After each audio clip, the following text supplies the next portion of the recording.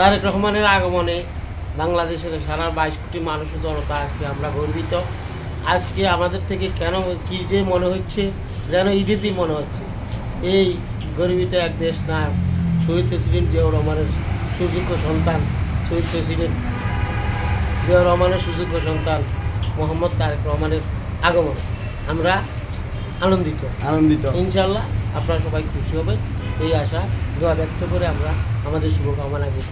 ঘরের ছেলে আলহামদুলিল্লাহ। আলহামদুলিল্লাহ, ঘরের ছেলে ঘরে ফিরে আসছে। তাই আজকে আমাদের 25শে ডিসেম্বর বাংলাদেশের তারেক রহমানের আগমনে বাংলাদেশের সারা 22 কোটি মানুষের জনতা আজকে আমরা গর্বিত।